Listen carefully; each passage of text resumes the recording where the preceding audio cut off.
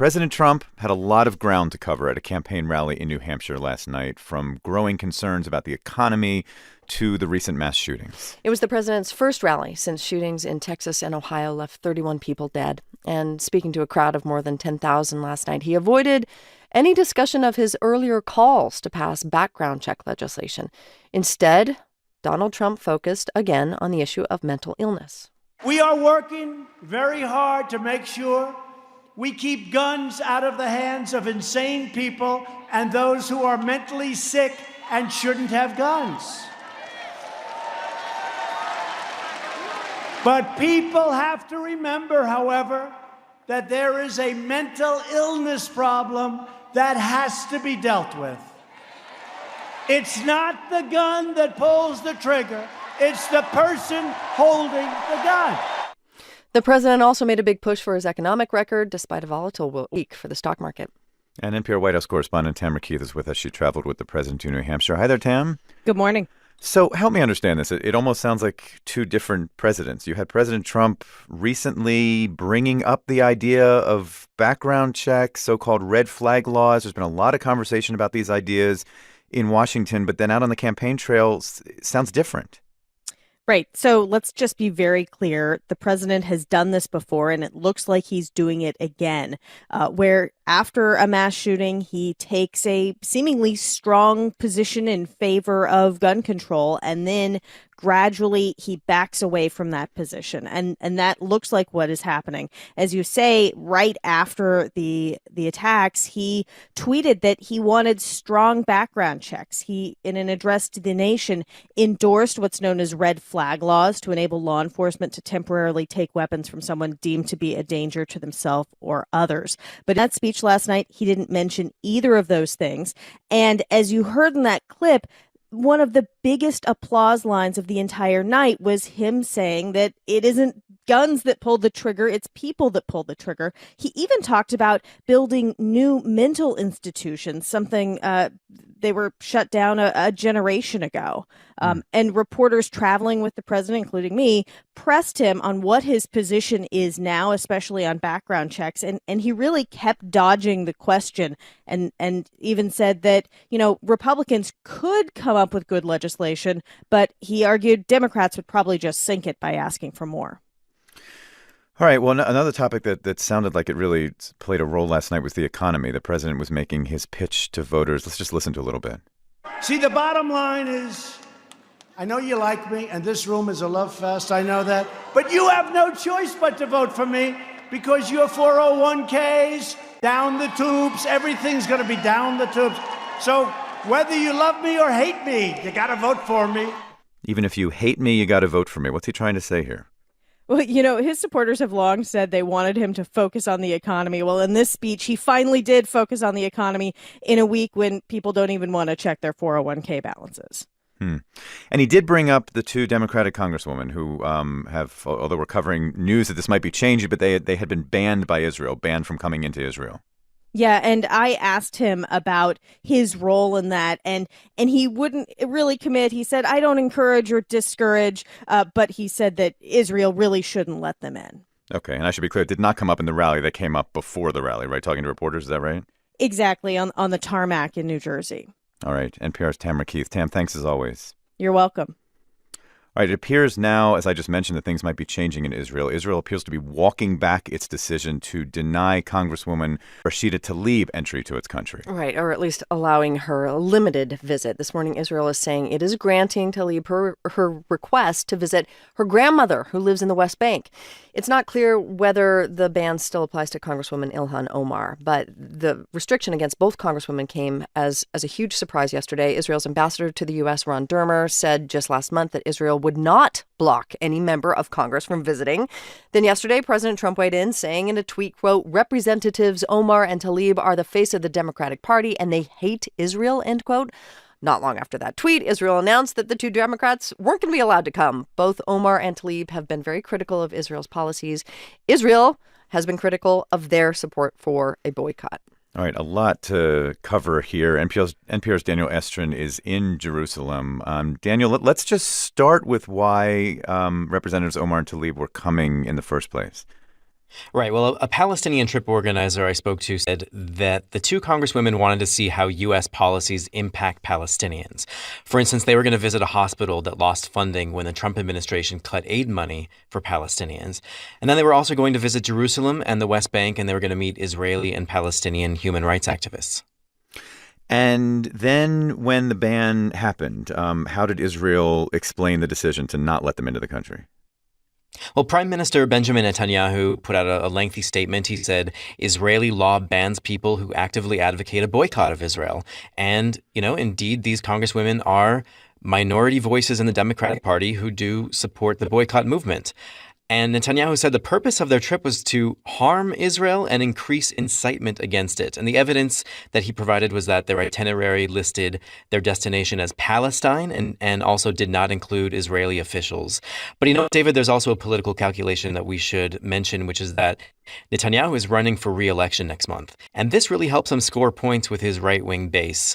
And there's Trump. Trump gave Netanyahu a lot of support in the last Israeli elections, and Netanyahu needs his support again. So when Trump tweeted that he didn't think Israel should let these congresswomen in, Netanyahu didn't.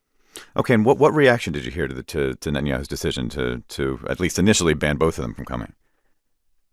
Well, a lot of the Israeli and Palestinian activists who were scheduled to meet with the congresswomen are writing on social media about what they had hoped to show the congresswomen.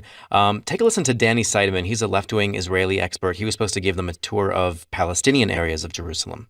I would show the congresswomen the occupation of East Jerusalem, its mechanics, and how it can be addressed.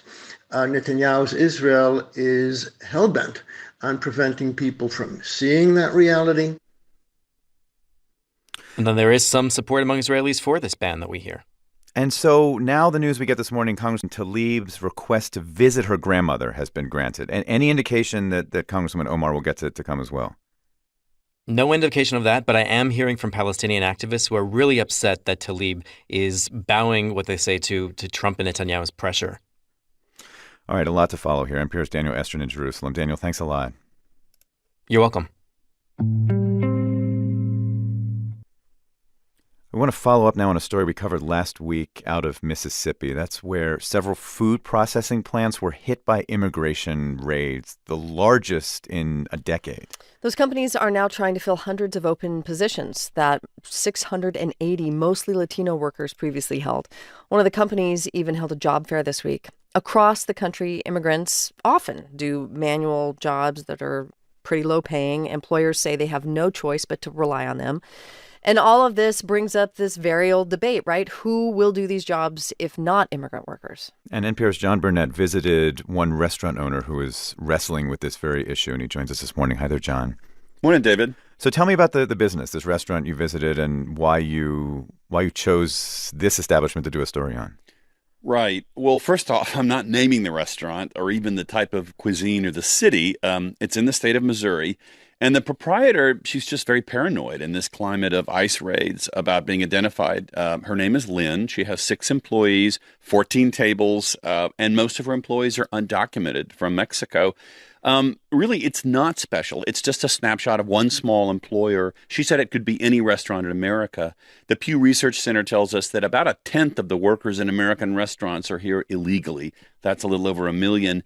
And you don't find them waiting on tables. They're cooking, bussing tables, and cleaning up. These giant chicken plant raids left a lot of people asking. So the workers were undocumented. As you asked, who will do these jobs? And some can be very unattractive, hard work, just like these restaurant kitchens. Here's Lynn on why she says she can't get U.S. citizens to stay on the job. The people that come in and apply to take our jobs will show up for one shift. They will not be clean. They will not probably be sober. They will ask for their money at the end of the shift, and then they will not come back for the second shift. Okay, so that's her argument there. But John, I mean, she is breaking the law officially, right? I mean, how does she get around a federal rule that all of her employees have to have valid Social Security numbers in order to collect a paycheck? Right. It's a sleight of hand that's practiced throughout the American workplace, whether they're processing chicken in these huge plants or cooking chicken in a small cafe like this. And we know that unauthorized workers are mostly found in agriculture, in construction, in the hospitality industry. And all those employers have to see Social Security cards. Lynn's longtime kitchen manager, Jaime, he told me that he paid $60 for his fake Social Security card to an underground seller when he first came to the U.S. 21 years ago. Well, we had to pay to get a social. We know there is illegal, but if we don't have that, we're not going to have jobs. We're not going to have nothing else. So we had to do that to work. I did ask Jaime if he had a green card and work authorization, would he still cook there? He said he gets $16 an hour and he really likes his job. So, John, the Trump administration's argument is this is all about hiring Americans. That's a big reason why ICE agents are raiding workplaces. Right. So I guess, what do you make of that argument? What would happen if agents, say, hit this restaurant? So I asked her that, and she said if ICE raided this little cafe, which is highly unlikely, I mean, they want bigger targets, she says they would just shut it down and she would sell all her equipment off. I put that same dilemma to Mark Krikorian. He's director of the Center for Immigration Studies, the Washington, D.C. Think tank for less overall immigration. And he said basically if one restaurant closes down, they close down every day. The labor market is tighter and restaurants are going to have to come up with a smarter way to recruit and retain workers. NPR's John Burnett. John, thanks a lot. You bet, David. More than 1,000 people were gathered in a hall in Afghanistan's capital, Kabul, on Saturday night to celebrate a wedding. Yeah, and among them was a suicide bomber. The blast left 63 people dead and almost 200 wounded. Responsibility for this attack has been claimed by the Islamic State affiliate in Afghanistan. Dia Hadid covers Afghanistan and Pakistan for NPR. She's on the line. Hi, Dia. Good morning. So what else do we know about this terrible tragedy at the wedding? So far, we know that a suicide bomber walked into a packed wedding celebration in a hall in Kabul late Saturday or early Sunday morning, and he detonated his explosives belt near where the wedding band was playing. He killed 60 people, including 14 members of the bride's family, and wounded dozens more people. ISIS claimed responsibility. They said they were attacking Shiites, a Muslim sect they see as worthy of death by any means. And it's the deadliest bombing this year in Kabul. So even by the standards of the Afghan conflict, this was a terrible incident. Particularly bad, yeah. How active is the ISIS affiliate in Afghanistan? How often do they do this kind of thing? They have struck regularly at Afghan civilians, particularly Shiites. They have a toehold in the country, in Kabul and on the border with Pakistan. And that kind of tells you something about how complicated this conflict in Afghanistan has become, because it's ISIS attacking civilians, largely Shiites, and other people they see as against their incredibly violent interpretation of Islam. We have ISIS fighting the Taliban. We have the Taliban fighting foreign forces, and we have them fighting Afghan national security forces. And also, ISIS identified this bomber as being from Pakistan. And that complicates an already tense relationship between Pakistan and Afghanistan. And it feeds into the fear of critics who accuse Pakistan of fostering instability by allowing these cross-border attacks. And to be clear, Pakistan has condemned this attack and continues to condemn attacks in Afghanistan. But this all happened as the U.S. and the Taliban are conducting these talks that are aimed at the withdrawal of foreign forces from Afghanistan. What does a large, very significant attack like this mean for those talks, if anything? Right. I mean, some people here think that what ISIS is trying to do is remind people that it exists. It's asserting its presence through shedding the blood of civilians. And it does come at a time of negotiations between the Taliban and Afghanistan, and Trump has referred to those negotiations over the weekend. And he said, quote, some things would be announced over the next few weeks. He said Afghanistan didn't want to become a laboratory for terrorism, and said that there would likely be a continuing presence of counterterrorism forces in the country, presumably to help Afghan national security forces crack down on ISIS and other militant groups operating in the country. I guess that brings up a really important question. I mean, this attack on the wedding was completely brazen. Do people in Afghanistan feel safe right now? As far as we can tell, they don't feel safe. And it's a reminder that when foreign forces, if and when they do leave Afghanistan, The war isn't going to be over for Afghan civilians. They're going to face the brunt of these sorts of attacks. And it's not clear if Afghan security forces can protect them without the help and support of foreign forces. And we still don't know if the Taliban will renounce its attacks on security forces and government workers as well. NPR's Dia Hadid. Dia, thanks so much. Thank you, Noelle.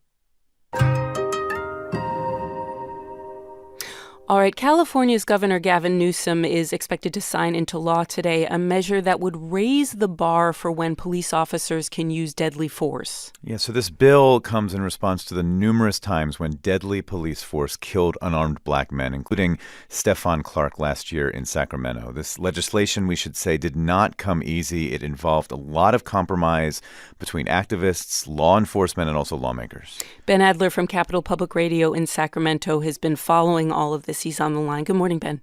Good morning, Noelle. So tell us about this law, or this expected law. What's it going to mean exactly? It is definitely fair to call it a compromise, and the whole debate boils down to two words, necessary and reasonable, and how they are defined. Right now, deadly force is justified in California if a reasonable officer would have acted similarly in that situation. So, in other words, what a typical officer would do based on his or her training. When the law takes effect in January, that standard is going to change to when the officer reasonably believes the deadly force is necessary. Okay, so necessary is the key word here. How does that change things? Well, the bill leaves interpretation up to the legal system on unnecessary, so that could take a little bit of sorting through. There are other parts of this deal, and by the way, that was part of the compromise, leaving it up to the legal system to figure it out. The officer's conduct leading up to the shooting is going to be considered, but so too will the suspect's behavior. And there is a separate bill that creates new training standards for officers and money in the state budget to pay for that training. That was a big priority of law enforcement. As David mentioned, there was a lot of compromise here. How did lawmakers manage to go ahead and get this all done? Well, Stephon Clark, of course, was killed by Sacramento police in his grandmother's backyard in March of last year. Officers said they thought Clark had a gun when, in fact, he was holding a cell phone.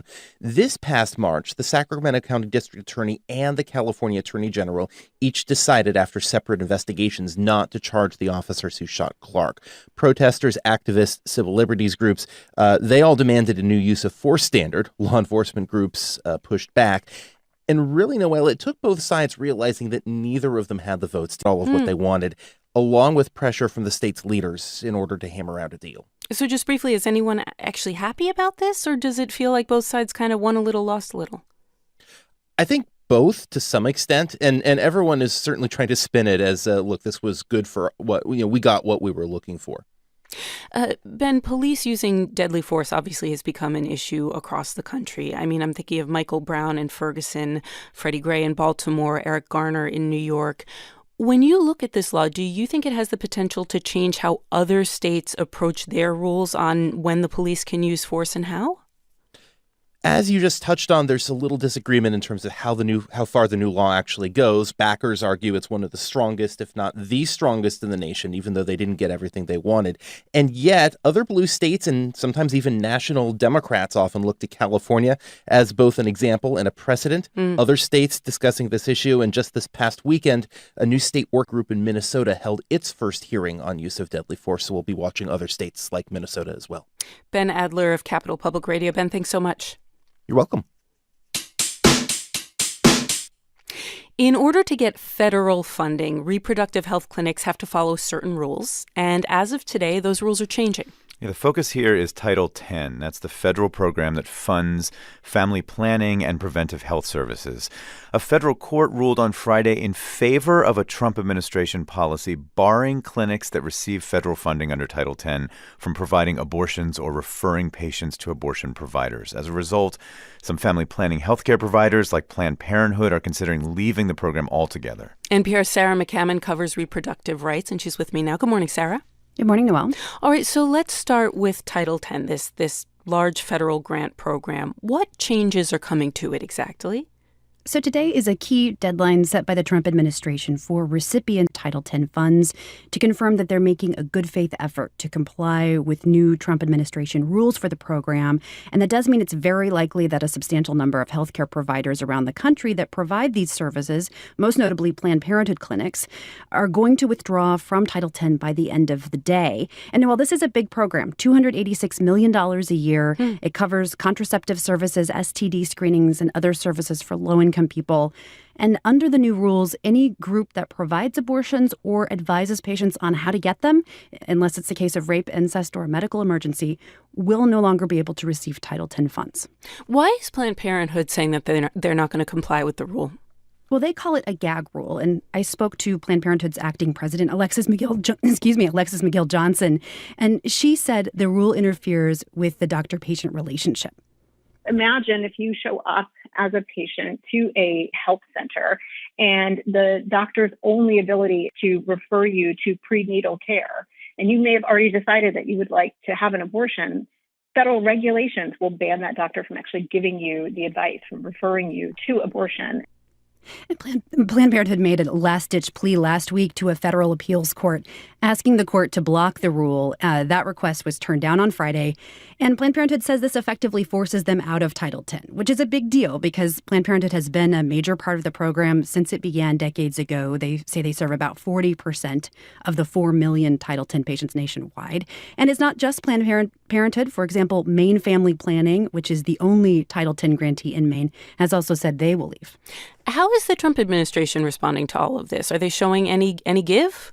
Well, they say that all providers of reproductive health care through Title X just need to comply with the rule and stop either performing abortions or referring patients for them if they want to stay in the program. HHS said in a statement last week that Planned Parenthood is, quote, actually choosing to place a higher priority on the ability to refer for abortion instead of continuing to receive federal funds to provide a broad range of acceptable and effective family planning methods and services to clients in need of these services.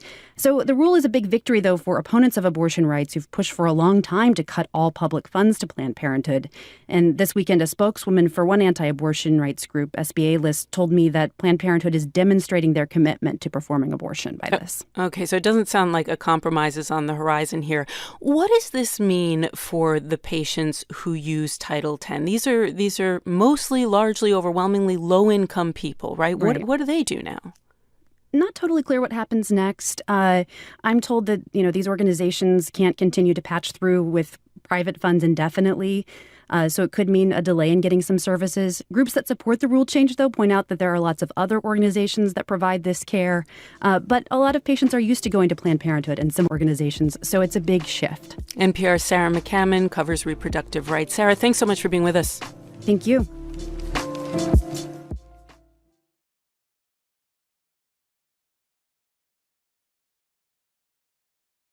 In New York, the NYPD has fired Daniel Pantaleo, the police officer who put Eric Garner in a chokehold that led to his death.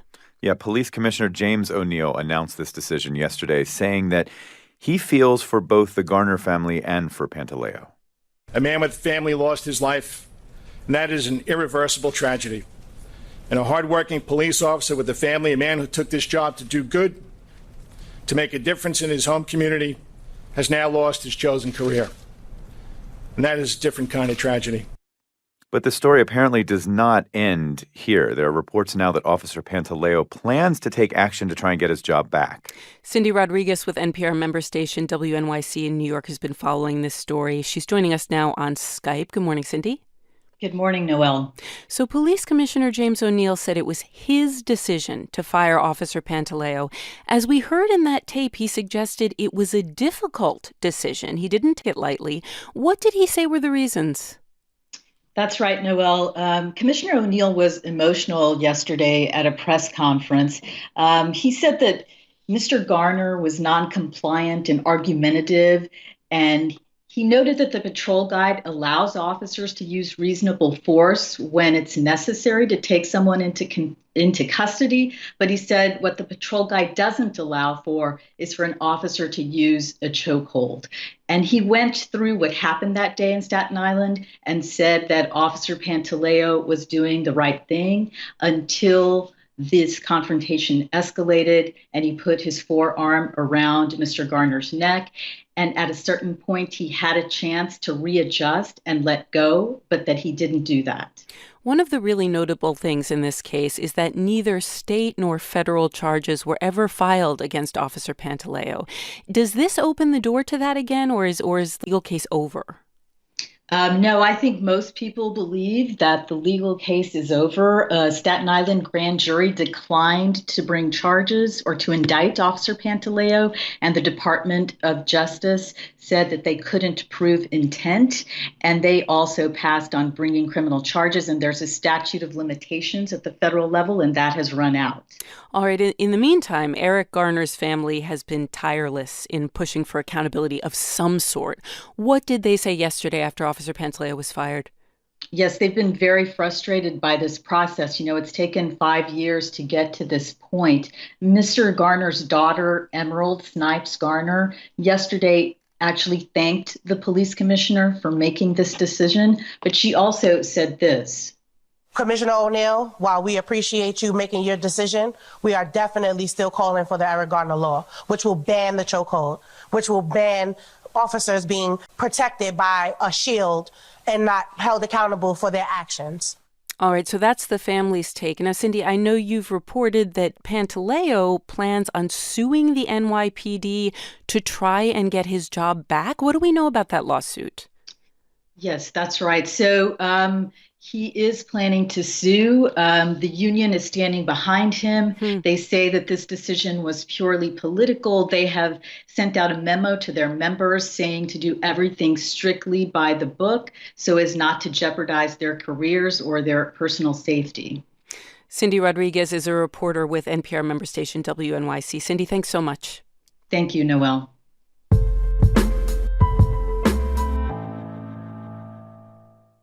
All right, China is using U.S. social media platforms to spread disinformation about pro-democracy protests in Hong Kong.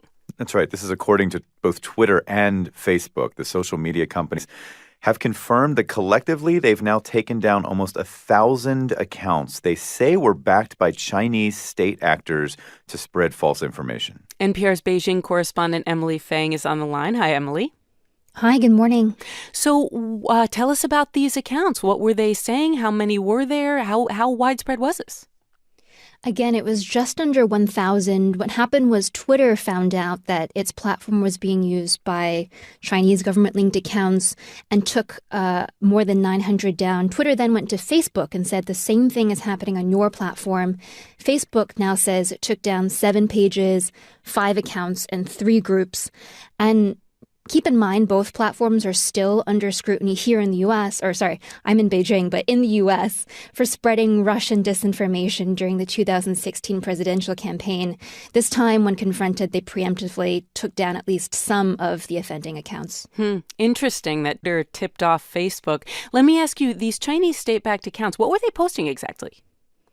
They're posting entirely pro-Beijing views on the protests. Things like comparing the protesters to Islamic State fighters, images that show the protesters allegedly attacking Hong Kong police officers and harassing travelers at the airport when protests shut down the Hong Kong airport, even false information about protesters being paid off by American agents. And all of this stuff is already extremely common in China, but China now wants this to be the global narrative.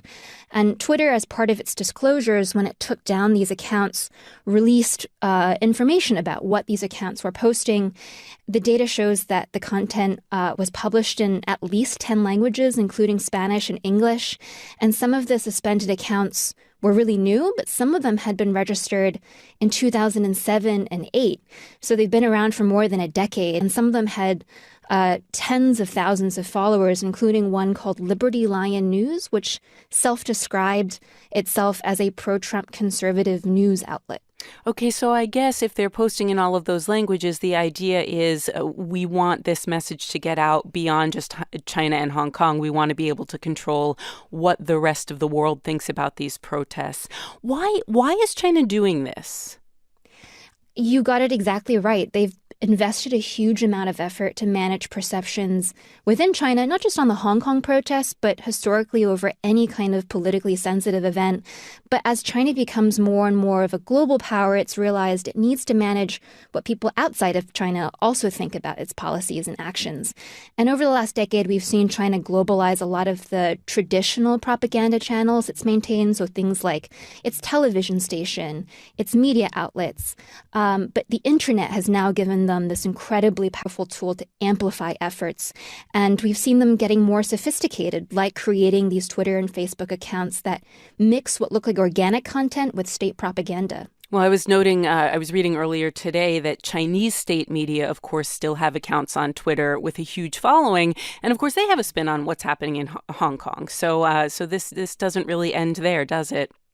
Nope, that narrative will continue going on within China. NPR's Emily Feng in Beijing. Emily, thanks so much. Thank you. All right, there are few issues in this country more divisive than gun control. Yeah, but we do have data for you this morning that suggests there is strong support across the country for so-called red flag laws. The discussion around this issue, of course, was heightened after the two recent mass shootings in El Paso and in Dayton. Now, red flag laws allow family members or law enforcement to try and get guns out of the hands of people they believe to be in crisis. The new numbers this morning come from a survey from the American Public Media Research Lab. And Lee Patterson from the Guns in America Reporting Project has been tracking this data. She's based at member station KUNC in northern Colorado. Hey, Lee. Good morning. So what does this new survey, what do these new numbers tell us about support for red flag laws? Yeah, so before I just give you a bunch of numbers, the survey basically says that there's a lot of support for these red flag laws, also called extremist protection order laws. So 77% of Americans support family-initiated extreme risk orders. 70% support these orders when they're initiated by law enforcement.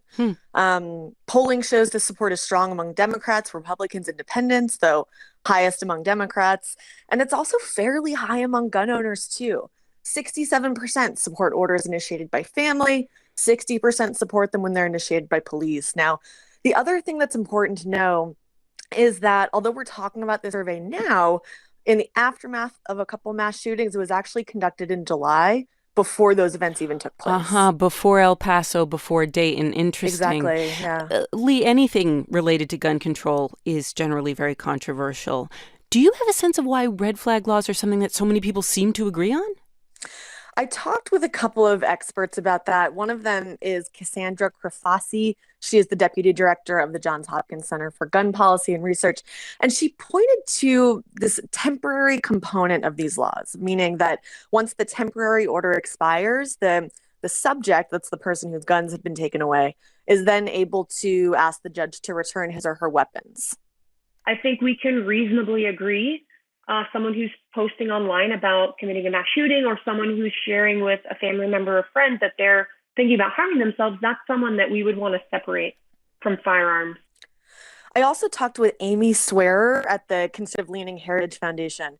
She talks about extreme risk orders as a kind of intermediate measure that can provide a way to intervene before someone has committed a crime or before they've gotten on the radar of mental health care professionals, but who are maybe already starting to show signs of dangerousness, as she put it, making threats, for example. And people who oppose red flag laws, why do they say? Well, roughly 1 in 7 respondents strongly oppose these laws, according to the survey. Those opposition numbers are higher among gun owners. People living in southern and western states reported the highest levels of opposition. As for why, some people believe these laws violate the Second Amendment because, after all, they limit access to guns. Others have concerns about due process. And here in Colorado, there's actually a whole movement of sheriffs who say, we're not going to enforce the Colorado law once it takes effect because the issues I've just outlined and also because the law doesn't have a mental health component. Okay, so it doesn't necessarily end with a law. Reporter Lee Patterson of the Guns in America Project. Lee, thanks so much for being with us. You're welcome.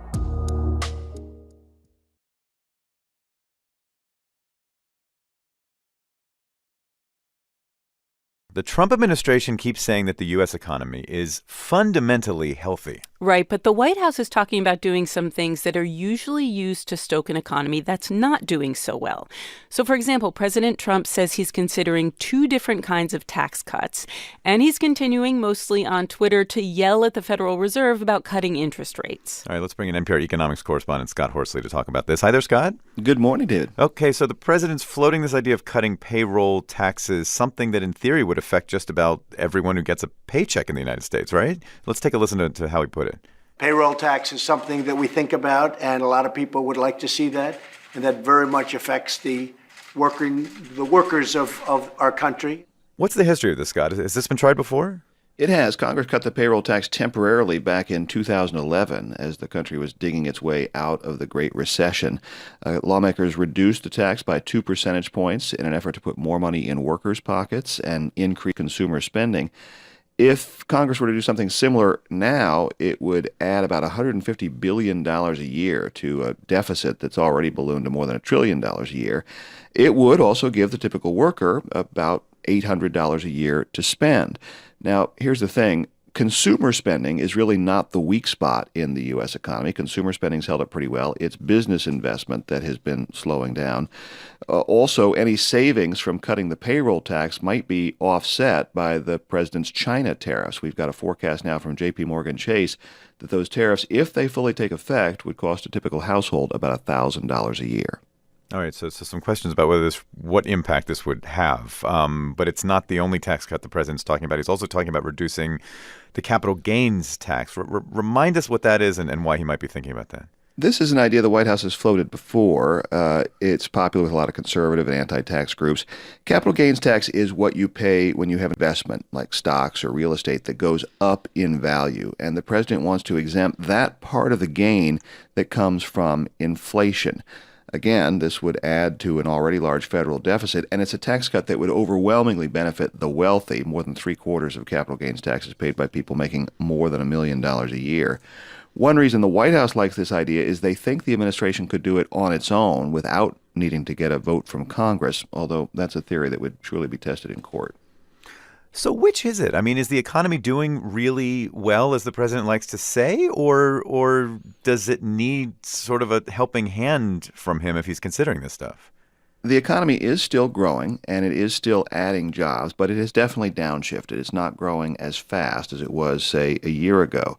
Manufacturing, in particular, has taken a hit, and that's a sector that the president likes to boast about helping.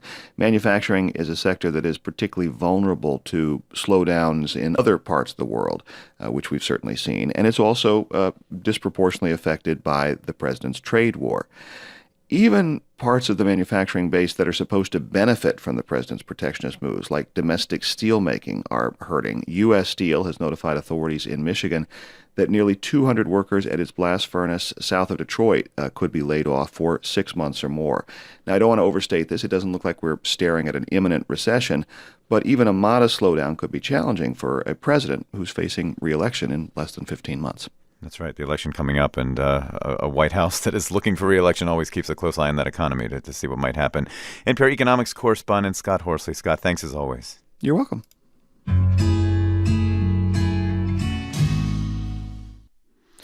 All right, so how much have U.S. economic sanctions affected Iran? Well, Secretary of State Mike Pompeo said yesterday that the U.S. is taking 2.7 million barrels of Iranian oil off the world market every single day. The U.S. imposed these new sanctions after dropping out of a nuclear deal with Iran. Pompeo told the UN Security Council that Iran is not responding well. Since the United States declared our intention to bring all Iranian oil purchases to zero in April, the Ayatollah has gone all in on a campaign of extortion diplomacy. So what he means by extortion diplomacy is that Iran has been seizing oil tankers in the Gulf and has stopped complying with parts of the nuclear deal that the U.S. pulled out of first. All right, so one big question is whether U.S. sanctions will actually pressure Iran enough to change course. And we're going to get a view from Iran now. Our colleague Steve Inskeep is reporting this week from the capital, Tehran. Hi there, Steve. Hey there, David. All right, so oil is Iran's biggest export. It's crucial, and the U.S. has now mostly cut it off. So can Iran sustain the pressure that's coming here? Well, here in the capital, Tehran, the people we have met over the last several days have not seemed destitute but a lot of them are having trouble paying bills. There are a lot of middle-class people in Iran, a lot of educated people in Iran, and now there's a lot of inflation. Food prices are up, prices for everything are up. There's a fair amount of unemployment as well, and this has intensified a discussion here about inequality that's familiar to Americans in some ways. Some people in this country are still really rich. There are luxurious parts of Tehran, but other people know they are not rich, and they are feeling it when the bills come due. What are the conversations like for you as an American journalist? I mean, are people willing to point the blame directly at the United States when they're talking to you? Oh, sure. Well, their government does, and in many cases, people on the street do. We've met dozens of people in many walks of life, and many criticize the United States, as you would imagine. But this is important, David. It's also common to find people who trace their country's problems, partly or entirely, to their own government. We spoke the other day with people in a park. It was in the evening after dark when it finally cools off here, and a student named Lilifar told us she needs to leave Iran in order to have a future. I think if a young person in Iran want to have a good future, a good job and good lifestyle, good husband and other things, good salary, I think should go to other country. All right, now that's a really common sentiment in Iran, David. We've heard people talk that way for many years, but she added something else that was a little rare. She was one of several people on the street who said she's disappointed in Iran's supreme leader, Ayatollah Ali Khamenei, because he declined the latest U.S. effort to negotiate. Khamenei has said there's no point in talking with President Trump, who dropped the last agreement with the United States. It is not very common at all to hear Khamenei criticized even slightly. Well, does the supreme leader seem to have a plan to withstand the pressure coming from the U.S.? Well, the Iranian authorities insist that they do. Partly it's a battle for global public opinion. Iran clearly thinks it has a story to tell because so much of the world favored the nuclear deal that the U.S. withdrew from. But there's one other thing also, David. We spoke with a conservative newspaper editor here. He's considered a good barometer of insider opinion, and he calculates the economic pressure, while it's really damaging for Iran, will actually bind people more closely to their government. They will need their government to help them survive. Our colleague Steve Inskeep reporting this week from Tehran. Steve, we look forward to more of your reporting, and thanks so much. Glad to do it, David.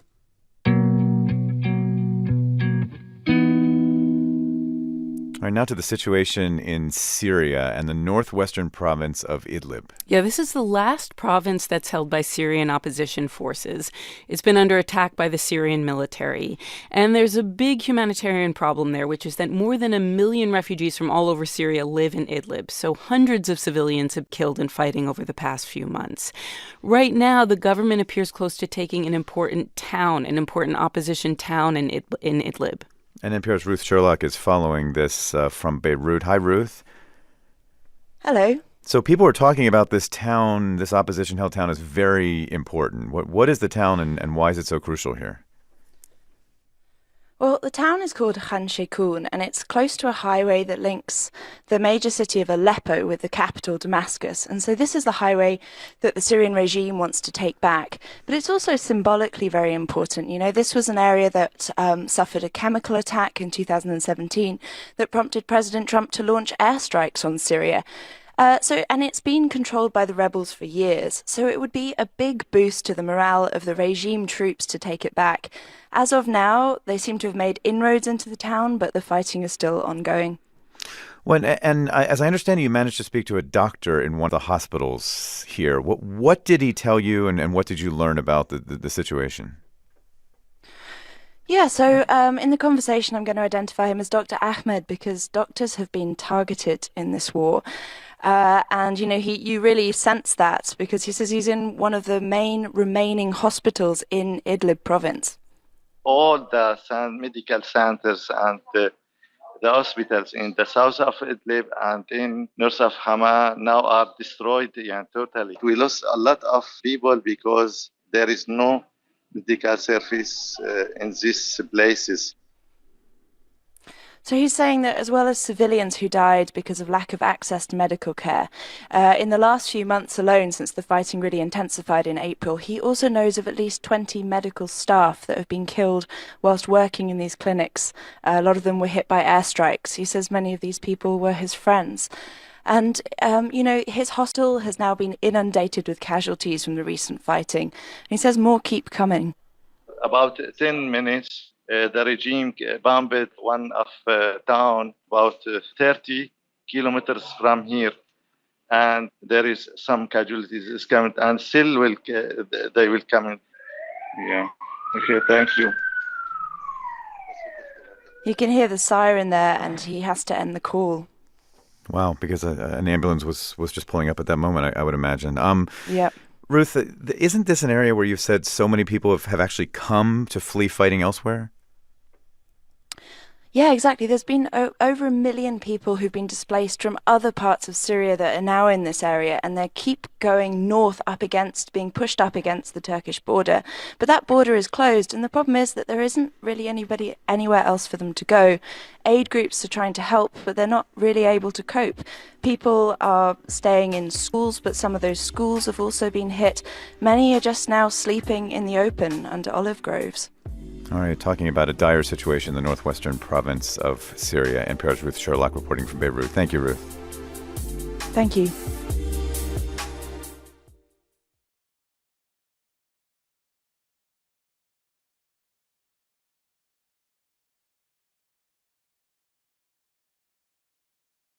$1 trillion of red ink is a whole lot of red ink. Yes, it is. And the Congressional Budget Office says the federal budget deficit could rise to nearly that level, $1 trillion, in fiscal year 2019. The CBO gave that estimate yesterday. And of course, this comes as we're getting mixed signals on some other really important economic indicators. And let's bring in NPR political reporter Danielle Kurtzleben, who has been covering this. Good morning, Danielle. Good morning, David. So you just say $1 trillion, and that sounds bad. But I mean, what do these numbers mean? What does this new deficit estimate actually say about the economy right now? Well, I mean, let's start with these super basics. It means that we're going to keep borrowing a lot as a government. Now, the actual number, you said $1 trillion there, it's going to be $960 billion in fiscal 2019 and an average of, $1.2 trillion over the next decade. So the deficit is set to be well above average. Those are the CBO's words. By 2029, the CBO projects debt could hit levels we haven't seen since after World War II. Wow. Well, that's over 90% of our economic output. Now, the CBO director, Phil Swagel, he said, quote, "The nation's fiscal outlook is challenging, that the nation's debt level on this trajectory could become unsustainable in his words." So deficits, they're not always bad, but he seems to say that, if our debt keeps piling up, that could be a not good thing. But what's interesting here is what this doesn't say about the economy, because right now the economy is pretty good despite a few warning signs. So in times like these, the deficit should shrink. That's what usually happens. But one thing that happened recently was we enacted these big tax cuts. Those tax cuts eat into revenue. So that helps explain why that debt and growth relationship has gone haywire. Well, the CBO was weighing in on a lot of stuff yesterday, right? I mean, didn't they also talk about new tariffs that have come from the Trump administration and how they may be affecting American families and businesses right now? Right. Yes. And they didn't say great things. Now, to be clear, the CBO, they don't make policy judgments. They don't come out and say a policy is good or bad. They tend to be drier and not They crank the numbers. Right. Yes. Here are the numbers. But what they said was largely not good for the effects of these tariffs. The report said that the tariffs the U.S. imposed are slowing the economy down. They're making goods more expensive. They're lowering our buying power. They're increasing uncertainty, and they're causing China to retaliate and other countries. So that means others are buying fewer U.S. goods, which means we are exporting less. So if you put all that together, you're hurting U.S. growth. And one stat that the White House might not love is that if these tariffs remain in place, the CBO projected it could reduce average real household income by $580 next year. So to what extent does all of this coming from the CBO call into question President Trump and his argument that the economy is just really, all things are rosy right now? Right. So this doesn't change that the unemployment rate is low. It doesn't change that the economy has been doing pretty okay. This is more about how our revenues and spending don't reflect that. It means that in the future, and this is again CBO Director Phil Swagel, he said that we're going to have to do some belt tightening. We're going to have to deal with our debt burdens, which could leave us less fiscal room to deal with future economic issues potentially. NPR's Danielle Kurtzleben. Thanks so much, Danielle. Yes, thank you. Immigrant advocates are raising concerns right now that the Trump administration will start detaining migrant families seeking asylum in the United States for much longer periods of time, and this would be a big change. Yeah, at the moment, kids cannot be detained for more than 20 days. That rule has been around for years, and it was meant to protect children from the harsh conditions of being confined. But then yesterday, the Trump administration announced these new regulations that would let the government detain kids with their families indefinitely. NPR's Joel Rose covers immigration and is with us. And Joel, just explain what the Trump administration is implementing here. Right. The administration is proposing to get rid of the Flores settlement, which is this longstanding legal agreement that basically sets standards for the care of migrant children in detention, and it also limits how long those kids can be detained. The administration has been arguing for a while that Flores has come to be a quote-unquote loophole in U.S. immigration policy because migrant families from Central America know if they arrive at the U.S.-Mexico border with kids and ask for asylum, the entire family is likely to be released into the U.S. to wait for their day in immigration court. Here is Acting Homeland Security Secretary Kevin McAleenan yesterday. This single ruling has substantially caused and continued to fuel the current family unit crisis and the unprecedented flow of Central American families and minors illegally crossing our border until today. McAleenan says these new rules will discourage tens of thousands of migrant families from making this journey because they know they won't be quickly released into the U.S. and instead they'll be detained together until their cases are resolved. But immigrant advocates dispute that. They say these migrants are fleeing from extreme violence and just want a better life for their kids, and that many are going to keep coming regardless of changes in our immigration policy. Well, and if that prediction is right, if this does not serve as a deterrent and families escaping these horrible conditions do keep coming, is the government prepared to detain all of these families? The short answer to that is no, not at the moment. There are 3 detention facilities that are currently set up to detain families together, only about 3,000 beds all told. But McAleenan says that these new rules around detention will still help stem the crisis because officials would be able to get through more asylum cases more quickly if the families are detained, and will be able to deport more of them back home. And that is supposed to send this message that bringing a child along with you does not get you into the U.S. anymore. McAleenan also says these new rules would uphold the spirit of the Flores settlement by setting high standards for care while kids and families are in detention. But, Joe, we've heard so many horror stories of kids in just these crowded facilities, unsanitary conditions, in places like border patrol stations. I mean, as the Trump administration makes this change, can they guarantee that kind of stuff is not going to keep happening? Immigration lawyers say no, they do not trust the government to set its own detention standards, which is basically how it would work under these new rules. And the lawyers point to those allegations of squalid conditions, especially a few months back when there were record numbers of migrant families arriving at the border. Here is Holly Cooper from the UC Davis School of Law. She's one of the lawyers involved in the Flores case. So we're going to have a world that looks a lot like the internment of families and children, where we have, basically regularized prison as the default for families seeking political asylum in this country. In other words, it would look a lot like the world before the Flores settlement more than 20 years ago, except potentially on a much bigger scale. NPR's Joel Rose covers immigration for us. Thanks, Joel. You're welcome.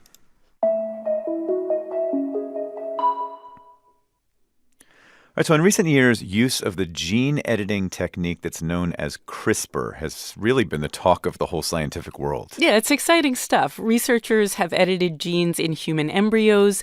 They're experimenting with using it to cure a genetic disorder.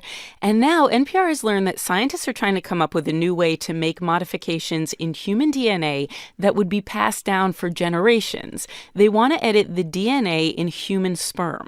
All right, and let's talk about that with NPR health correspondent Rob Stein, who has been reporting on many of these discoveries for us, and he recently got exclusive access to the lab where this research is being done. Hi there, Rob.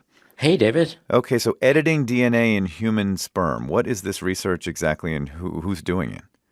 Yeah, so the experiment is being conducted by scientists at Weill Cornell Medicine, that's in New York City, in a lab run by Gianpiero Palermo. He's a reproductive scientist who runs the andrology lab. And here's a little bit of what he told me when I met with him recently.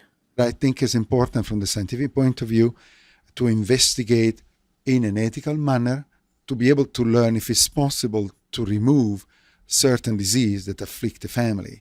So the goal here is to find ways to fix genetic mutations in sperm and to do things like, maybe prevent genetic forms of male infertility or diseases caused by genetic mutations that are passed from men to their children through their sperm.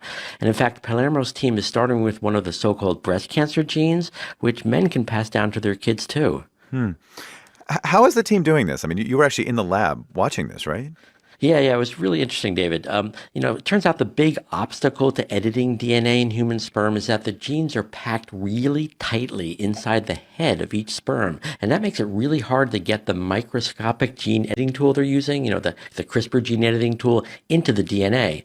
So what they're doing is literally shocking sperm with a machine that delivers a split-second 1100-volt jolt of electricity to basically try to loosen up the DNA. Let's listen a little bit to how June Wang, one of the lab techs, explained this as she was running the experiment. I'm going to turn on the machine here, the machine that we're going to use to zap the sperm to hopefully get the CRISPR inside. I have to say that zapping is kind of, kind of Frankenstein almost. It's like lightning or something. Yeah, it's a little bit of a weird concept, but it works pretty well. Rob, this all sounds weird. Yeah. So let me ask you this. I mean, Palermo, the scientists said they're doing this in an ethical manner. Does everyone agree with that? Yeah, well, I mean, editing the DNA in sperm, it does raise, many of the same really tough questions raised by editing the DNA in human embryos, which is, you might remember is how Chinese scientists created the world's first genetically modified babies. And that triggered, outrage around the world. There are big questions about, is it safe to do that sort of thing? And could it open the door to possibly someday someone trying to create designer babies? I talked to Fyodor Ornov. He's a scientist at the University of California, Berkeley, about all this. We know from events in China last year that despite our best hopes, folks will tend to go rogue. We've also learned that it's really hard to prevent them from doing so. Thus, before we let the CRISPR IVF genie out of the bottle, we have to ask ourselves, how will we be able to control it? So what do the scientists say about concerns like that, Rob? Yeah, so, they acknowledge that they know this is really controversial and very sensitive stuff, but they say, look, it's important to at least try to see if this is possible because there's so much potential here with CRISPR to try to do so much good. But, it's important to make clear that they haven't gotten it to work yet. And some scientists say that it may never just be technically possible to do it and just may be too hard. So the researchers are planning to just keep trying to see if they can do it. Interesting stuff from NPR health correspondent Rob Stein. Rob, thanks. Oh, sure. You bet, David.